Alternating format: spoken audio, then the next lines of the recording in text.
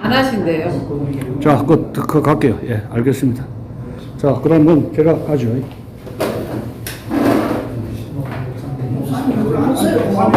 앉아야지 뭐 하더라도 어떻게 눈치 보시나?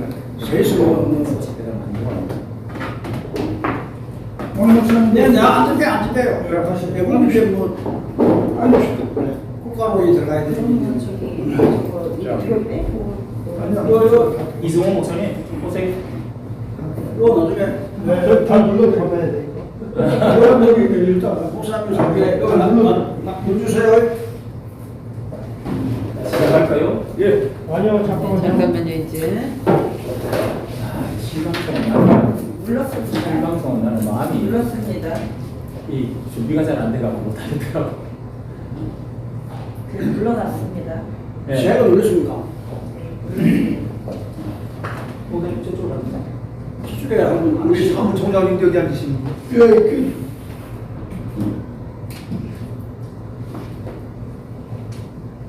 됐어요? 아직 안 되셨나 봐요.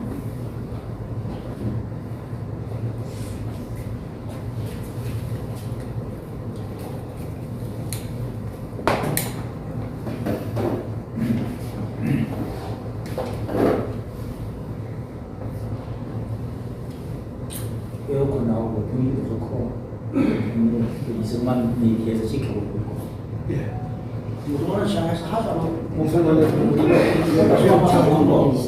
시작하시면 됩니다. 시작.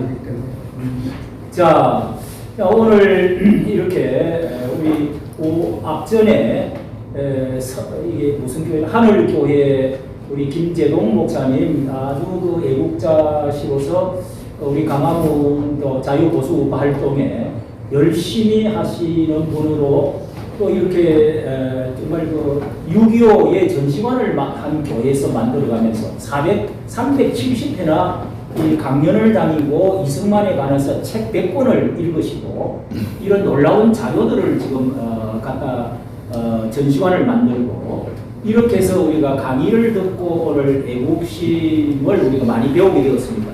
새로운 전쟁에 관해서 참 이스라엘이 이렇게 수천 명이 우리나라에 왔다고 하는 이런 것도 전혀 새로운 것을 오늘 듣게 되었는데요.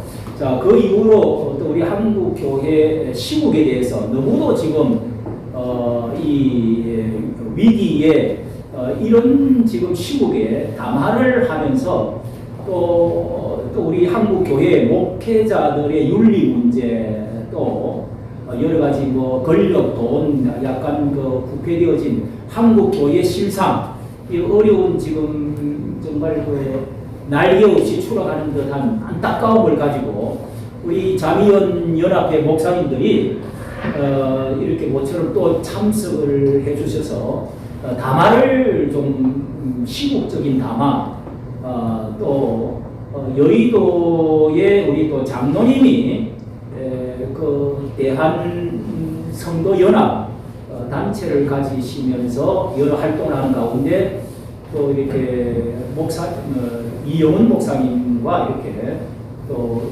개별적으로 만나시기도 하고 그러면서 자 이런 시국적인 것을 어떻게 좀 풀어 나가고 해야 좋겠는지 이런 우리 아주 그 심정을 가지고 이렇게 담화를 잠깐 자담회를 갖고자 이렇게 모였습니다. 준비 없이 모였지만 협조해 주시고 또 우리 여기 제일 왼쪽에 이제 말씀을 하기 전에 무슨 방송인지 소개하시면서 우리 자미연 또 인터넷 신문이라든지 우리 방송도 많은 분들이 우리를 키워주셔야 정말 오늘 좌파 언론들이 너무너무 이 민노총을 비롯해가지고 이 좌파 언론들이 다 잡고 있으니까 우리가 너무너무 힘듭니다. 그래서 이거를 키워야 되기 때문에 여러분들이 가입 또 좋아요 뭐 이런 거 좀 눌러주시고 또 가입을 구독해 주시고 이렇게 해주셔야 우리가 이 일을 진행해 나갈 수 있습니다. 좀 협조를 꼭 부탁드리고 그렇게 자기 소개하시면서 말씀을 드리면 좋겠습니다.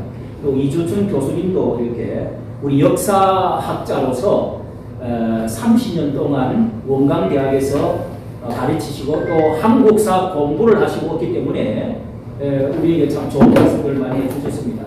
이렇게 여러분들 이렇게 자담을 시작하는데 먼저 우리가 지난번에도 이용훈 목사님에 대해서 이게 너무 그 교단뿐만 아니라 우리 한국교회 걱정이 돼서 모여가지고 우리 10만 명 가량이 이렇게 그 일에 사람이 보고 큰 반향을 일으켰습니다.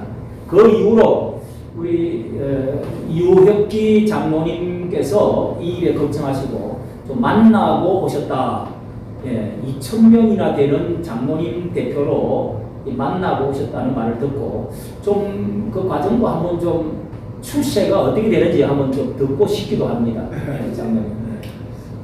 우리 순복음교회 장로님들이 2,000명 되는 대표는 제가 아니고 또 장로회 장로회장이 있으니까 또 그들이 들으면은 조금 기분이 안 좋을 수 있습니다. 저는 그런 게 아니고 저는 대한민국 장로연합회 우리 교파를 초월해서 거기에 그 대표 회장을 맡고 있는 유혁회장입니다. 물론 우리 여러분들이 다 나라를 걱정하고 나라의 체제가 바뀌고 시국이 혼돈스러운 이때에 우리가 애국 활동하기도 상당히 바쁩니다. 그럼에도 불구하고 또 교회는 또 교회 나름대로 교회의 정체성을 가지고 바로 교회를 세워가야 되는 그런 사명이 우리 장로들에게 있기 때문에 또 장로들이 더 기도하게 되고 또 걱정하게 되는 것이 사실입니다. 그래서 하여튼 오늘 또 이렇게 귀한 시간에 우리가 함께 또 만나서 이렇게 좌담회를 가질 수 있고 토론할 수 있다는 거 상당히 애국적인 발언일 수도 있고 또 나라를 위해서 이 시대의 사명을 감당하는 사명자들의 역할이라고 우리가 생각을 해도 틀리지 않을 것 같습니다. 저는 잘 아시다시피 여의도 순복음교회를 섬기는 장로로서 이번에 그동안에 참 우리 교회에도 또 많은 그 변화가 오고 있고 이런 모습을 보면서 상당히 긍정적이고 또한 적극적인 그런 그 마음을 갖게 됩니다. 이번에도 우리 또 목사님과의 또 제가 좋찬하는 만남이 있었고 또 목사님의 그 진짜 그 중심의 마음 생각도 제가 들었고 또 제 나름대로 또 느낀 거를 그래도 한 번 정도는 좀 얘기를 저도 나눠야 되지 않겠느냐 그런 생각을 가지고 있습니다. 참 제가 목사님과의 조찬 약속을 하고 여러분들의 여러 주변 분들의 나름대로 한마디씩 조언을 좀 해주십시오 하는 것 때문에 제가 많이 물어봤습니다. 목사님을 만나고 어떤 대화를 나누면 좋을까? 또 담임 목사와 장로로서 늘 만나면 또 할 얘기는 있지만 또 우리가 예민한 때에 만나다 보니까 여러 가지 좀 주변의 조언을 많이 들었습니다. 또 듣고 목사님 실제 또 만나서 대화를 해보니까 나름대로 목사님의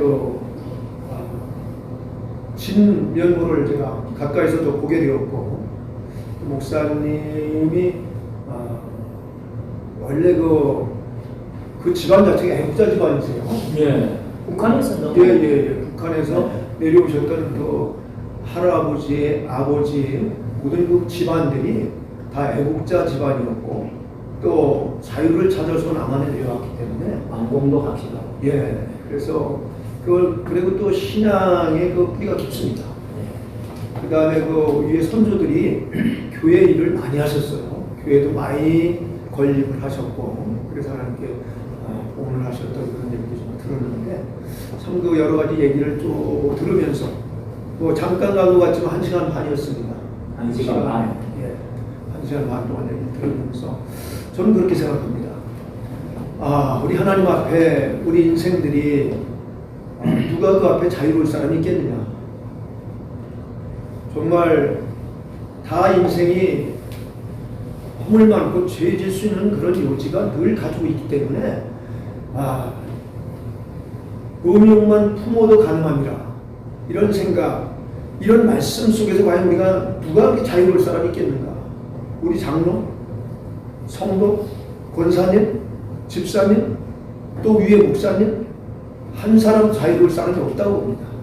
그러면서 제가 목사님의 얘기를 듣고 그래 우리 목사님은 그래도 주의 종이고 목사님이기 때문에 우리 성도들이 그 모든 일을 컨트롤 못하는 것도 목사님은 해야 됩니다 하는 그런 생각을 가지고 저는 적극적으로 대안을 얘기에 들었고 경청을 했습니다. 또 목사님께 또 할 말씀도 드렸고 목사님 말씀을 지금 들으면서 이 시국에 우리가 교회들이 이런 일들이 벌어지면서 사실 전도가 안 되고 밖에 사람들이 교회를 바라보는 그런 그 시각이 상당히 교회가 옛날에 그 연회당이라고 해서 그런 얘기처럼 들려지는 그런 모습이 느껴질 때가 많이 있었습니다. 그런 그 예민한 생각을 가지고 목사님 만나게 되었고 그 얘기를 나누면서 과연 우리 정말 목사님이 여러 방송에서 나오고 하는 것처럼 그런가 하는 생각을 가지고 저도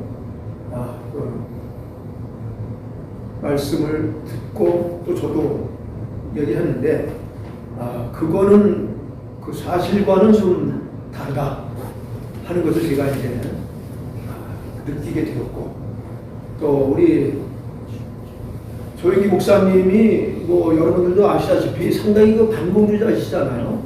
예, 애국적인 발언도 하시고 또 이 시대에 또 여러 가지 체제가 바뀌어가는 이때에 우리 교회의 목사 장로들이 그 사명을 바로 못한다면 나라는 완전히 공산주의로 지금 기울어져 가는 그런 벽적간에 있기 때문에 우리가 다른 거에 지금 시간을 허비하고 뺏길 그런 건 없겠다 하는 생각을 저는 상당히 더 갖게 됐습니다. 그래서 그러면 그런 마음으로 또 목사님과의 대했고 목사님에게 경청을 했습니다. 목사님의 그 여러 가지 밖에서 들려지는 여러 그 얘기들과는 다르다, 아니다 하는 생각을 제가 갖게 되었고 또 그래서 목사님이 우리 교회가 세계적인 교회고 단일 교회로서 전 교회들이 우리 교회를 많이 주목하고 있기 때문에 우리 목사님의 앞으로의 남은 명예로운 은퇴를 위해서 좀 우리가 장로로서 우리가 준비를 해드려야 되지 않겠느냐 하는 생각을 가지고 그런 자세로 목사님을 제가 이번에 만나게 됐습니다. 자, 명예로운 퇴진을 위해서 언젠가는 뭐 우리가 장로교 같은 경우는 70살이 이제 은퇴 규정으로 대충적으로 다 예계적으로 되어 있거든요. 명예롭게 정말 참 이 목회 마무리를 하실 수 있도록 도와드리는 장로님들 이런 말씀 드리니까 참 좀 감격적으로 들립니다. 그런데 우리가 좌우 이념 대립에 있어서도 조영기 목사님 때는 굉장했잖아요. 사실 이 문 앞에 문을 활짝 열어두고 강도가 다 들어오는 것을 보안법을 제압하면 되느냐 뭐 기억이 나는데 우리 여기 또 이용 목사님도 방공을 앞전에는 정가원 목사님과 더불어 제법 많이 외쳤단 말이에요. 근데 우리 한국 교회 지금 거의 대교회 목사님이 이걸 다 닫아버렸어요. 예. 보수 교단들도 다 이걸 닫아버리고 위용 목사님도 요즘은 그쪽 편을 좀 많이 드시고 왜 이걸 좀 받고 계시는지 그거 좀 그래서 제가 참 이 방송에 이런 얘기가 또 안 좋게도 듣는 사람도 있을 것 같은데 제가 목사님 앞에 제가 말씀드린 그런 얘기했습니다. 목사님, 우리 순복음 교회가 무슨 민주당 교회입니까? 그러니까 제가 이런 얘기까지 했고 네. 민주당에서만 오면은 뭐 축사다 격려사다 막 그냥 난리를 떠는데 회장이 이거 합당하지 않다. 목사님 애국에 서주십시오 하니까 목사님 하신 말씀이 애국에 적극적으로 서서 나라를 바로 세우고 바로 역할을 해주시겠다. 그러기 위해서는 우리 장로님들이 뒤에서 좀 많이 받쳐주고 함께 했으면 좋겠다. 그런 말씀을 목사님 하셨습니다. 오, 정말 듣기로 감사하네요. 전 세계적으로 트럼프라든지 미국, 유럽 이런 데도 이제 좌우 이념 대립이 어쨌든 진보 보수 해가지고 많잖아요. 그런 점에서도 이 세계적인 교회 여의도 교회가 앞장을 서주시면 한국 교회가 거의 일어나는데 큰 도움이 될 것 같은 생각이 드는데 이렇게 요즘이 자꾸 입을 닫고 계시는 것이 답답하고 또 우리 목사님들 여의도 교회에 대해서 우리가 너무 여의도 교회를 통해서 은혜 받는 게 조영기 목사님이며 많잖아요. 또 사랑해 왔고 그런데 지금 그 교회가 많이 좀 뭐라고 해야 변질됐다고 그럴까 약화됐다고 그럴까 이런 점에서 조금 더 대화를 한번 나눠보고 또 우리 시국에 대한 것도 말해보죠. 우리 이주천 교수님. 그래서 저는 이제 냉정하게 생각하면 어떤 목사가 결함이 문제가 생겼을 때 이분이 반공이냐 아니냐를 가지고 이분을 봐주자 안 봐주자 이건 아니라고 봅니다. 학자니까.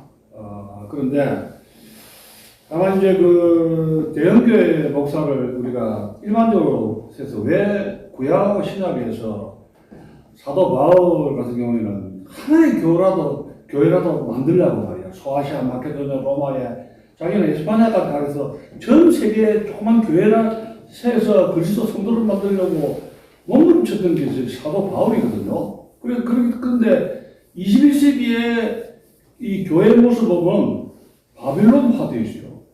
70만 명, 100만 명 특정 교회가 교인으로 해가지고 거기에서 대장이 되면은 이게 오바가 되면 교황이 되고 교주가 될 때 문제가 생긴다는 거예요. 바빌론화 되는 처치, 교회는 사울도 예수 그리스도 전혀 원치 않은 교회입니다. 그 우리 역사에 그 바벨론 루트가 바벨론 포로가 됐다. 네. 이런 그 책을 지은 게 있어요. 그래서 지금도 제가 어떤 교회 조그만 교회 갔다가 그 교회문을 여는 걸 보고 왔는데 지금 서울 경기도에 5명, 10명 교회가 수백 개 돼요. 오늘 임대를 못 내서 내일 무너지는 교회가 수태에 다른데 이 사도 바울이나 예수 그리스도가 이걸 아신다면 아마 피눈물 흘리실 겁니다. 그러면 그 큰 교회가 생겼을 때 그분의 어떤 도덕적인 가치라든가 역량이라든가 이런 능력이라는 것이 그 기대치가 결국은 무너질 수밖에 없다는 인간이라는 그 욕망의 덩어리이기 때문에 도덕적 기준이 막 엉키지면 인간이 그 도덕적 기준에 그 마무리를 할 수가 없지 않습니까? 인간도 그렇고 성직자도 마찬가지로. 그래서 누구 한 사람을 탓하기 전에 저는 이번 일을 통해서 정치가 부패가 된 것은 지금 여러분 아다시피 이재명 정권이 아웃된다 하더라도 새로운 아주 그럴듯한 인물이 윤석열보다 더 괜찮은 인물이 나온다는 걸 보장합니까? 보장 못합니다. 베네수엘라가 트럼프가 베네수엘라 마두로를 찍어냈지 않습니까? 근데 그 베네수엘라는 지진으로 폭망을 하고 경제로 망하고 거기에서 제2자가 그걸 수습하고 있습니다. 그러면 정치 개혁은 결국은 종교 개혁하고 같이 가야 된다. 우리 마음이 썩었기 때문에 정치가 썩는 거거든요. 그래서 저는 이 운동을 제가 여기 목회자 유튜브하고 이 운동에 학자로서 가담하게 된 것은 정치 개혁과 우리나라 정치 개혁이 이제 동사관계가 난리인데 이 근원적인 뿌리가 어디에 있느냐. 저는 이게 신앙이 썩었다고 봅니다. 신앙이 썩기 때문에 정치가 썩었다. 그럼 신앙이 왜 썩었느냐? 대형 교회를 중심으로 해가지고 목회자들이 교황교주 흉내를 내고 이게 뭔가 문제가 생겼어. 이것을 종교개혁 1917년 종교개혁 한 지가 벌써 500년이 넘었지 않습니까? 600년 됐는데 지금 개신교라는 루터가 이야기했을 때 리폼드 처치 그야말로 에브리데이 회개하고 반성하고 교황이 그 잘못을 뉘우치면서 평신도 그룹을 해가지고 맞습니다. 매일 혁신하는 리폼드 처치를 해가지고 개신교가 왔는데 지금 생각해보시오. 신뢰도가 지금 올해 1월달에 2월달에 오마이뉴스입니까? 기사가 나왔는데 신뢰도 개신교가 3등 4등 꼴찌. 네, 12%. 불교 천주교보다 못해요 개신교가. 그러면 이게 왜 이렇게 됐느냐? 정치적 불신하고 땅바닥 떨어진 거 하고 지금 이 더불어민주당이나 국민당 좋아하는 사람 다 있습니까? 의기자 중에서 없지 않습니까? 개신교도 마찬가지입니다. 그럼 왜 이런 신뢰도가 떨어졌느냐? 그러면 우리가 근본적인 불을 찾아서 그냥말로 예수를 찾아서 십자가 정신으로 그 순수했던 원시 그리스도의 그 정신 배가 고파도 나눠 먹고 오늘도 우리 장로님께서 커피를 흔쾌히 하시고 넉넉하게 했던 그 베푼 마음 어떤 이 공동체의 이 결의, 이 아픔을 통해서 이 나눠 먹는 정신, 그것이 우리가 없어질 거 아닙니까? 그래서 앞으로는 저는 그렇게 생각하게 됩니다. 정치개혁은 종교개혁하고 같이 할 때 대한민국은 정상화될 수 있다. 이런 마음입니다. 그러면 예, 우리가 소돔과 고모라 같은 세상이 왔다 하는 것은 말세에 고통하는 때가 정말 이르러서 이런 이제 시집가고 먹고 장가가고 팔고 사고 뭐 이런 때가 사실 와서 어느 교회, 대형 교회뿐만 아니라 한국 교회 목사나 일반 사회나 다 똑같이 이런 그 도덕적인 면에서 우리가 너무 부패되어진 것은 사실이고 누구나 자유롭지 못하는데 여기에 이제 우리 그 이영원 목사님께서 이런 일이 사실이 있었느냐 없었느냐 그것은 둘째치고 어쨌든 이런 문제에 우리가 자유로운 사람이 없다. 아까 장로님 말씀대로 이런 점에서 우리 한국 교회가 어느 목사 한 사람의 된 것이 아닙니다. 뭐 욕설 문제라든지 뭐 돈 명예 문제 이런 것들이 다 섞여 있어요. 그래서 이런 것을 어떻게 하면은 우리 한국 교회가 정치에 앞장서서 좀 개혁을 하고 또 해나갈 것인지 참 이런 것이 큰 숙제다 지금 그런 생각이 듭니다. 이런 점에서 또 좀 한 말씀 또 우리 윤 목사님 하실까요? 저희들이 이 교회라 또 우리 목사님들을 비판하고 또 비난할 때 조심해야 될 것이 있다고 봅니다. 우리 대한민국이 그 이념의 그 전쟁 긴 시간 속에 있기 때문에 이 교회를 파괴하고 또 기독교를 무너뜨리기 위한 그 주사파적이고 또 자유민주주의를 부정하는 세력에 의해서 끝없는 공격이 있어 왔는데 그 공격의 중심 가운데 기독교와 교회가 있고 목회자가 있습니다. 그래서 우리들도 모르게 그 교회를 무시하고 편하고 얕잡아오고 이런 의식들이 그 목사님들 속에서도 있다고 봅니다. 이미 이슬에 옷 젖듯이 우리 자신들이 그 교회 몸된 교회와 또 교회를 섬기는 목사님뿐만 아니라 장로님들 또 성도님들까지 기이한 어떤 예수의 피로 거듭나고 중생된 그런 소중한 분들이라고 할 수 있는데 우리들이 그런 그 중요한 가치를 잊어버리고 저 세속적이고 이 주사파적인 그런 그대의 오염된 그 사고에 젖어서 우리도 모르게 교회를 비난하고 또 목사님들 편안한 경우가 굉장히 많습니다. 이런 부분에 우리가 주의를 해야 된다고 봅니다.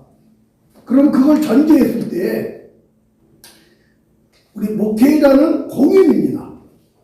공인입니다. 우리는 이걸 전제했을 때 이 공인에서 어떤 부도덕하는 것이 드러났을 때에 그분을 우리가 평가하고 그 부분에 대해서 어떤 좋지 않은 말씀을 했을 때 우리가 그분의 영혼을 파괴한다든지 그분을 어떤 증오한다든지 어떤 이런 차원이 아니라 그의 영혼을 소중히 여기고 저분도 하나님의 피로 구원받은 소중한 분이라는 것을 우리가 전제하기 때문에 그분을 사랑하는 마음이 있기에 우리가 그 공인의 위치에 있는 그 목회자의 어떤 흠이라든지 부도덕의 사건가 터졌을 때 그분을 사랑하기 때문에 저희들이 이런 오늘 이 자리를 갖게 된 겁니다. 그러면 우리 이영호 목사님께서 충분히 아시리라 믿습니다.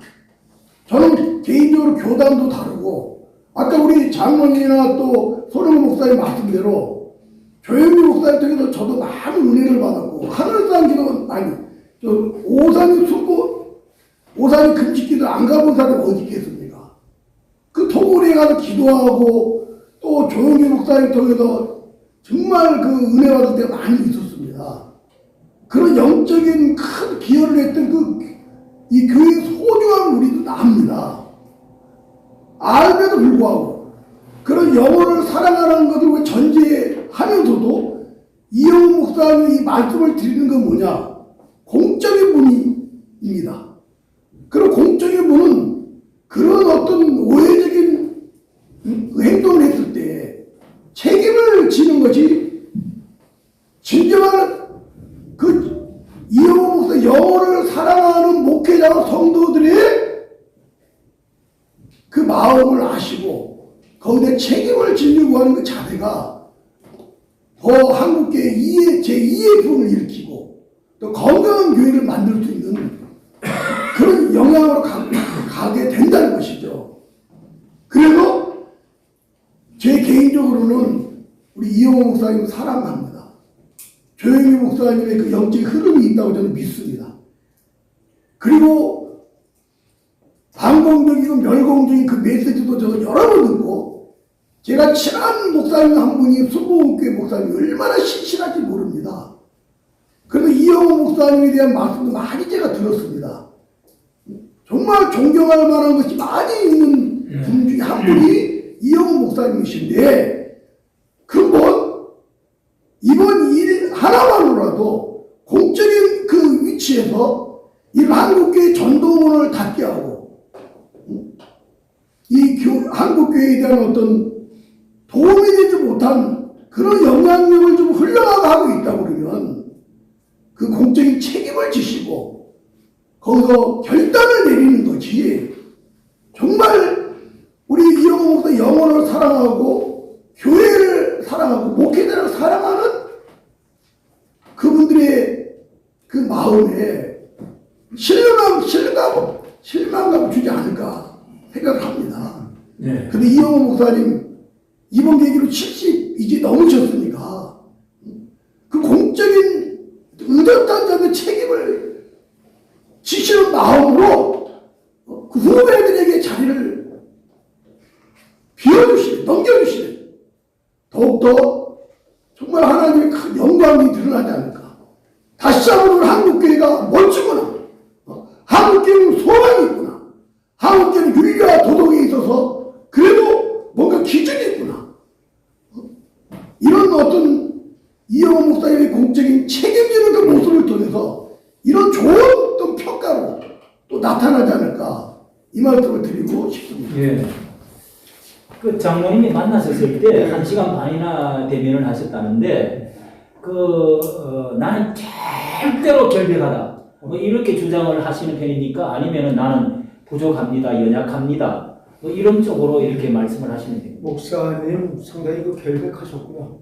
결백하셨고 또 제가 면전에서 목사님 대화 중에 서로 이렇게 표정을 봐도 네. 목사님의 모습 속에서는 상당히 자연스러워서 결백했습니다. 지금 우리 윤 목사님 말씀을 좀 듣다 보니까 목사님이 그냥 무슨 바람을 다 피워갖고 벌어진 것처럼 이렇게 지금 얘기하시는데 목사님 보고는 조금 우리가 좀 앞서가는 얘기처럼 들려지면 또 우리 교회 또 성도들이나 장로들이나 또 교육자들이 유장로 또 저기 또 왜 나가서 또 저런 또 아직 그냥 다 모든 이루어진 것처럼 말들 해나 또 나한테 공격이 있으니까 목사님 그걸 좀 조금 자제해 주셨으면 감사하겠고 제가 목사님한테 그런 얘기 했습니다. 대화 중에 목사님 지금 밖에서 목사님 바람둥이라고 지금 막 소문났습니다.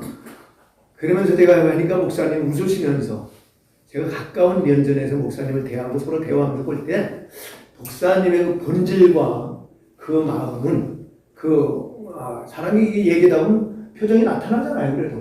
그래서 그런 거는 아니구나 하는 거를 제가 느꼈고 또 저도 또 그렇게 믿고 있습니다. 그래서 우리가 성경은 보면 우리가 그래도 좀 결점이 있고 흠이 있고 잘못이 있을 때 허물을 덮어주는 것이 하나님의 뜻이다 생각이 되기 때문에 이것을 우리가 그렇게 가면서 했을 때 하나님과 관계는 두 분들만이 아시는 거 아니겠습니까? 아무도 모르죠. 예, 그러니까 그렇게 가면 하나님께서 합력해 선을 이루시지 않겠느냐 저는 그렇게 생각합니다. 제가 그거 개인제가 한국 교회 이런 문제를 가지고 좀 신학적인 차원에서 말씀 좀 드릴 토론을 위해서인데 지금 70만이 넘는다 그랬거든요. 수보원교회가. 그래서 좀 궁금한 생각했습니다.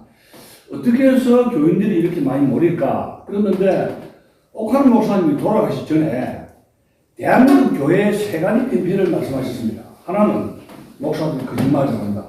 둘째, 돈을 너무 밝힌다. 셋째, 여자를 너무 밝힌다. 분명히 그 말씀을 설교에 눈을 하시고 돌아가셨는데 그렇다면 순복음교회가 그렇게 많이 성장하게 된 것은 교리는 우리 유 목사님 더 잘 아시겠지만은 여기에는 이런 것이 있는 것 같습니다. 기복신앙이라는 거.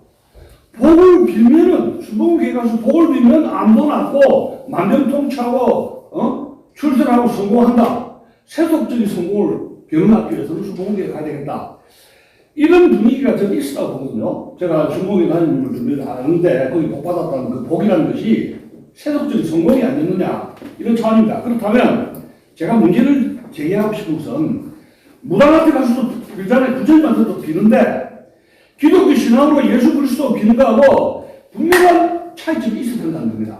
그래서 저는 어떤 차이점이 있어야 되느냐 YMCA라든가 YWCA라든가 항일운동하면서 이 나라를 건국, 항일운동, 건국, 산업화, 민주화에 거기 제일 앞장선 것이 분명한 것이 기독교였단 말이에요. 그러면 이 기독교 신앙은 대한민국 역사를 혁신시키는 힘이 있다는 거죠. 그러면 저기서 말씀드리고 싶은 것은 이 십자가 정신에는 거룩한 나라를 만들겠다. 죽어서 거룩한 나라 아닙니다.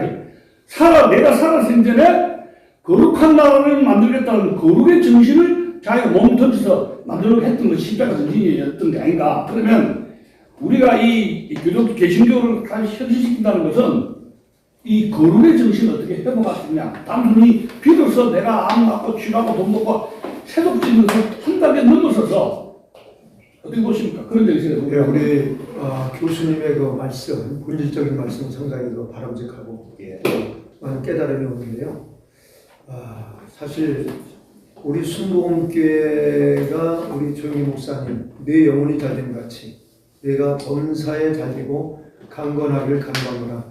하나님과의 관계가 잘 정립이 되면 두 번째 우리가 범사가 잘 된다. 마음이 기쁘고 평안하고 즐겁고 모든 일에 자신감이 생기고 하나님이 나를 이끌어 가신다는 것은 확신이 있기 때문에 영혼이 잘 되고 범사가 잘 되고 그러면 강건하다.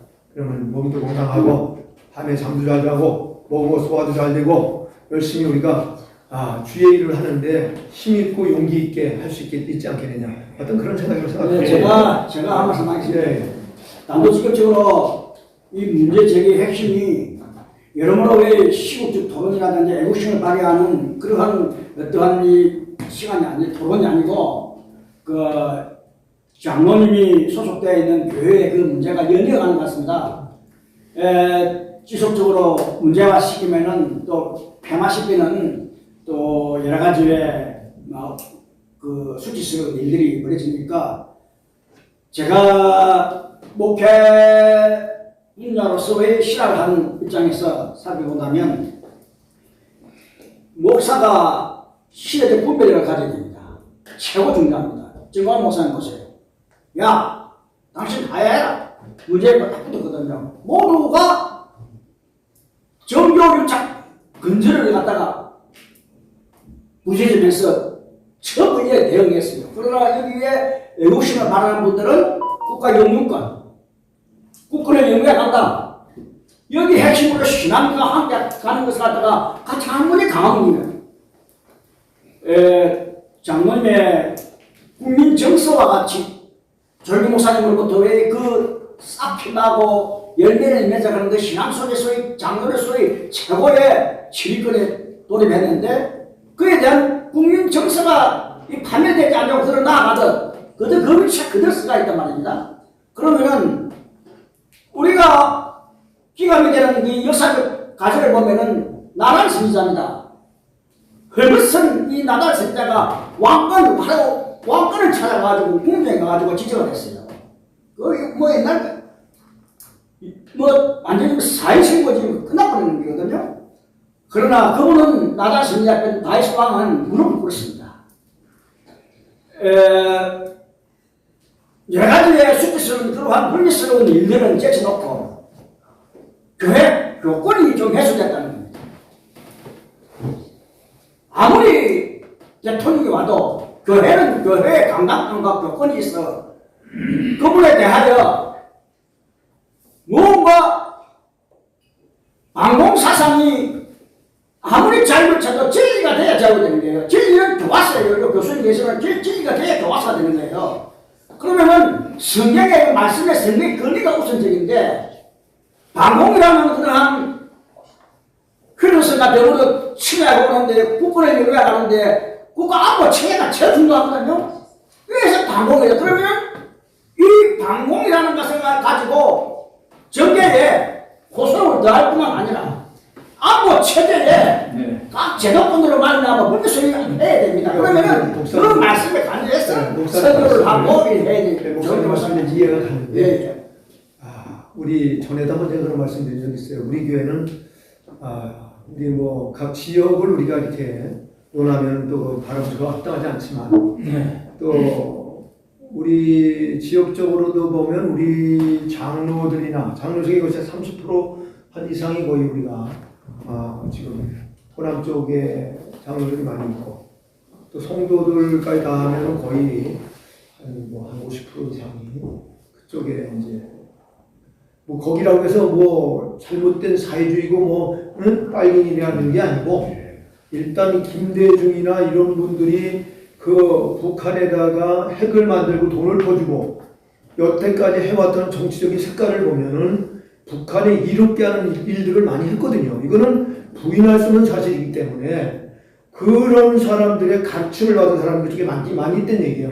그러다 보니까 목사님들이 목회하는 나소리 그쪽 눈치도 보게 되고 이쪽들은 분열되지 않게 하려고 사실은 이런 얘기들, 이런 그 사역에 좀 적용이 있다래요. 목사님 얘기도 맞는 얘기고 말씀은 다 맞는 얘기고 그렇지만은 지금 우리가 목사님이 저하고 나름대로 또 약속한 것이 지금까지는 우리가 여러 가지 성도들 눈치도 보고 장로들 눈치도 보고 정치적인 권력의 눈치도 봤지만 이제는 이거 아니로구나. 나라가 백적관도 있고 나라가 무너질 지경에 있고 공산화가 되고 대관하려고 지금 완전히 무너지고 있는데 이건 아니로구나 하는 것을 목사님은 이번에 집안 얘기까지 하면서 우리 집안은 애국의 집안이다. 그런 얘기까지 하셨고 앞으로 함께 나라를 바로 세우고 지켜가는 데는 함께 하겠다.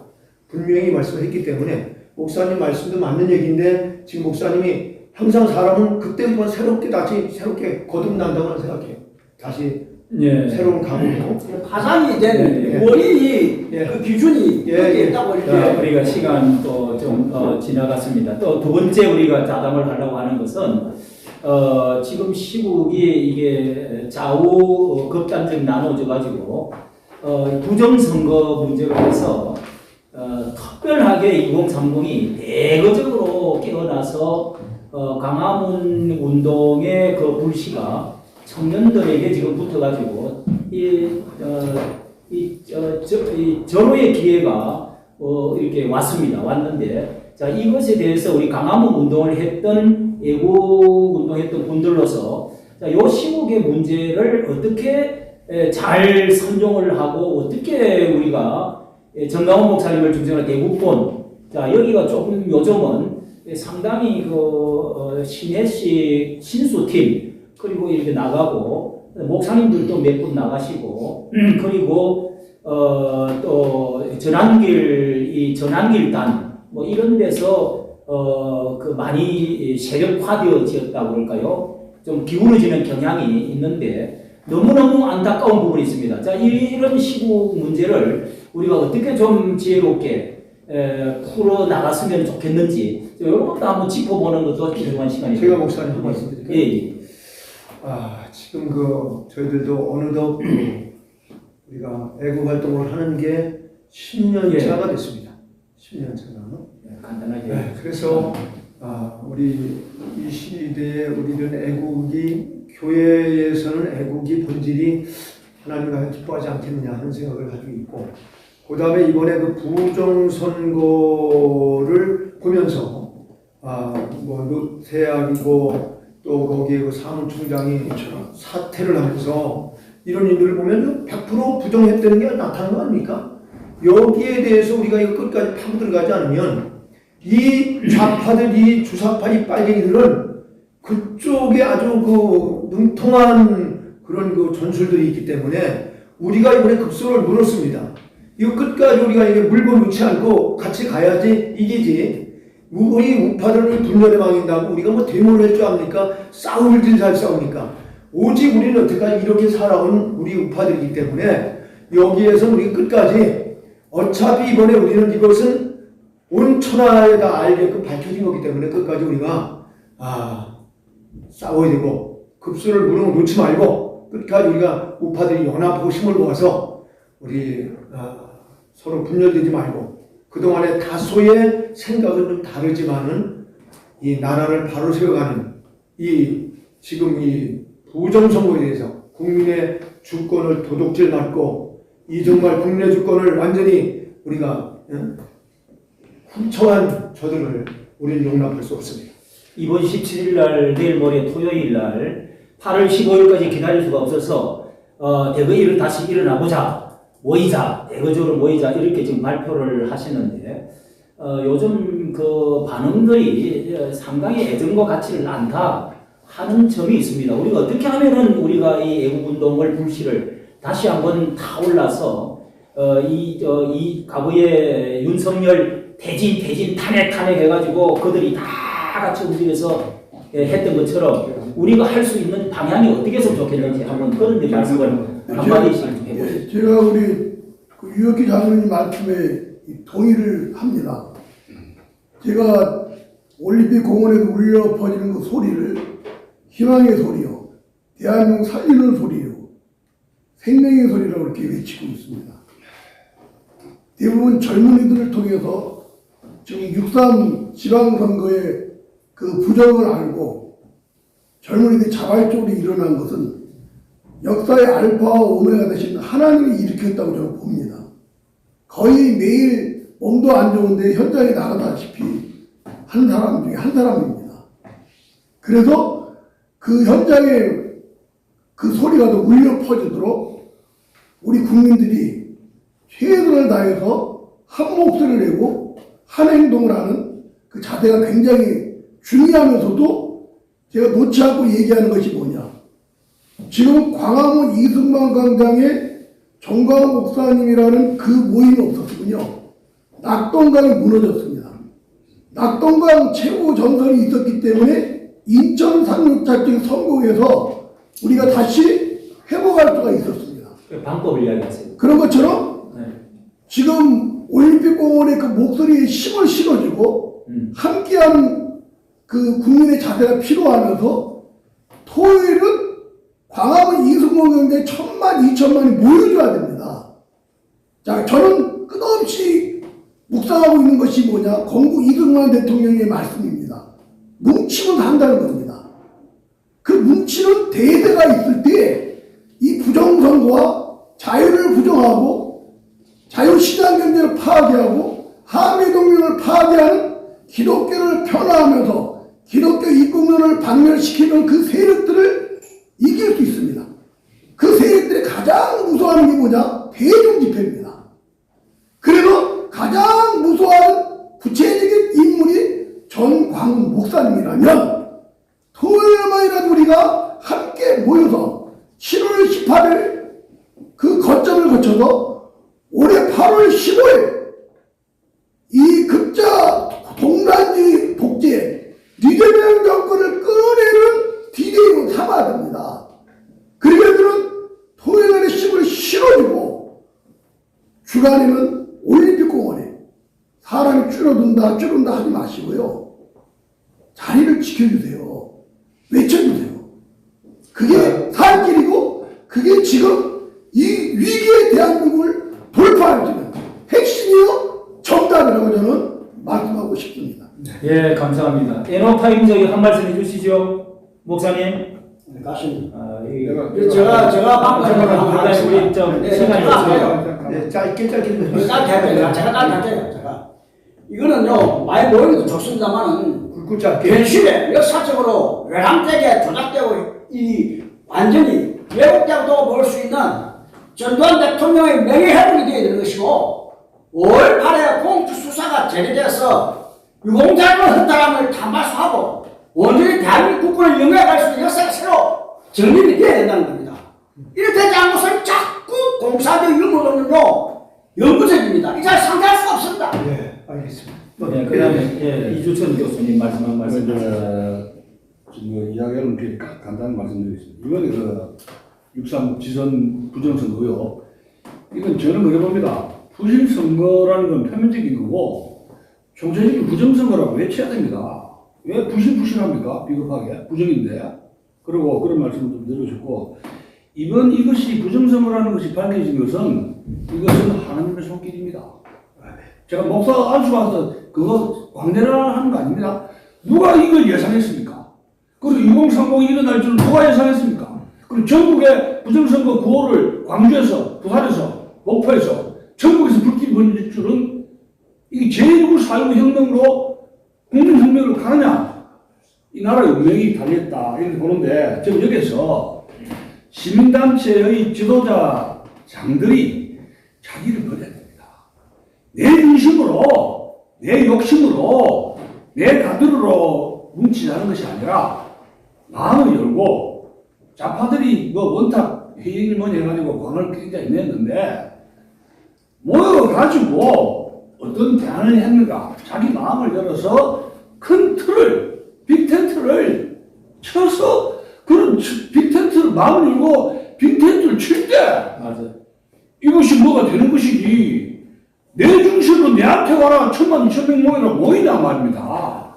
지금 정한길도 아니고 얼곡으로 나오고 광화문으로 해가지고 지금 여러 가지 세팅으로 해가지고 분산해서 합치지는 그런 전략이 선거 아닙니까? 이 흐름은 막을 수가 없어요. 2030 세계 올림픽 가도 제가 마이크 이야기 못합니다. 그건 하나의 새로운 세력으로 뉴 폴리틱이 등장한 거 아닙니까? 이 현실을 인정해서 10년 동안 고생한 사람들 많은데 새로운 물결, 새로운 세대를 위해서 나를 버리고 모이자, 대화하자, 빅텐트 시작! 이렇게 하면은 난 대한민국이 건설된다고 봅니다. 네, 감사합니다. 네, 마지막 우리 유혁기 장로님 말씀. 네, 이제 이번에 그 선관위가 이제 이런 행위들을 보면서 꼬리가 길면 밟히는구나 하는 것을 우리가 많이 느꼈습니다. 우리 우파들은 이제 우리가 그동안에 앞서서 선두에서 희생적으로 수많은 돈을 써가시면서 고생하셨던 우리 정광 목사님, 물론 우리 이번에 이용 목사님 제가 만나면서 목사님 그런 말씀 하시더라고요. 정광훈 목사님 만나면 제 얘기 좀 전해달라고. 네. 목사님의 애국 활동에 적극적으로 함께 새로운 각오로 하겠다는 그런 얘기를 저한테 분명히 했어요. 예, 정말입니까? 그럼요. 그런 얘기를 분명히 했고, 이제 우리가 뭐 순간에 어떤 일만 모면하기 위해서는 그렇게 내가 들려지진 않았고, 분명히 이제 목사님이 그 말을 하셨고, 우리가 이제는 이 시대에 우리가 애국으로 자기 생각 좀 접고 이해관계 좀 뒤로 하고 애국으로 우리가 뭉치는데, 제가 볼 때는 이번에 이 부정선거 이거로 우리가 뒤집지 못하면 이 나라 공산주의 안 된다고 누구도 장담할 수 없습니다. 지금 완전히 몸 밑에 왔습니다. 이것을 우리가 보고 느끼면서 과연 이런 상황에서도 적당하게 안이하게 생각하고 남의 일 보듯이 하는 그런 목사 장로님들 많이 보는데요. 목사님들 설교 제대로 해주십시오. 그 밑에 목사님을 돕는 장로님들 다른 정체성을 가지고 여러분들이 나중에 땅바닥을 칠 일이 다가올 테니까, 그렇지 않으면 정신 바짝 차리고 이 시간에도 우리가 결사적인 마음으로 싸우지 않으면 안 됩니다. 네, 정말 귀한 말씀들을 감사하고요. 우리 이제 정강훈 목사님하고 한때 또 이영훈 목사님하고 이 방공에 대해서 적극적으로 손잡고 외칠 때 굉장한 반응이 컸었습니다. 자, 이분도 이런 것을 손잡고 같이 하고 2030을 우리가 또 후원을 해줘서 전환길도 좀 협력적으로 공고하게 이 협의체를 만들어갖고 그렇게 하기만 하면은 이 정권을 반드시 무너뜨릴 수 있는 기회가 이 부정선거 이런 거를 통해서 올 줄로 확신되어지는데 여기에 좀 관건이 있다는 생각이 들고 우리 여기 자유미디어 연합회도 우리가 말만 정말 문제가 아니라 우리도 그 자리에 가가지고 정말 그 기도회를 한번 갖고 또 이 정말 전체 이걸 다 모아가지고 우리 회원들 20명 그리고 기독교 이 유튜버 뭐 한 20-30명 다 모아서 거기에 이 영상들을 찍으면서 기도회를 부르짖고 한번 하는 그런 시간도 좀 가졌으면 하는 생각이 듭니다. 정말 아까 목사님 말대로 모여야지 안 모이면 지금 이제 너무 날은 뜨겁고 시간이 자꾸 길어지고 이러니까 지쳐갖고 쓰러지는 것을 저쪽에서는 지금 바라고 있는데 우리가 이런 때에 정말 우리들과 우리 한국의 장로님들이 일어나고 우리 목사들이 대교회 몇 분들만 일어나고 정말 2030과 같이 일어나고 정강훈 목사님의 앞에 필두에 다시 한번 서고 하면은 이거 일을 할 수 있습니다. 그렇습니다. 예, 우리도 일면 돕는 의미에서 한번 올림픽 공원에 한번 갈 수 있는 시간을 만들어 보도록 합시다. 자, 이까지 오늘 이렇게 촬영해 주시고 또 이 토의에 참석해 주신 분들에게 감사를 드리고 여러분 많은 후원을 해 주시기를 간절히 바라고 시청해 주셔서 감사합니다. 네, 박수.